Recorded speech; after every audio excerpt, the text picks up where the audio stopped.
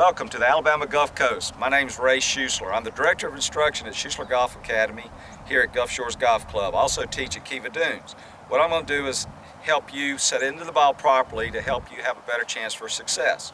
So what you see here is a nice little station with a couple of pool noodles, a couple of alignment rods. So what I see most of the time, my initial assessment of my steady customers and new customers, when they get into the ball, most of the time, for a right-handed golfer, they aim too far right. They get way right.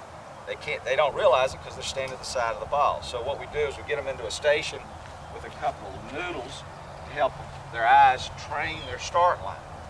So if you can get in with a good ball position, which is generally just forward to center, and get organized to the target, you will have a better chance for success on a consistent basis.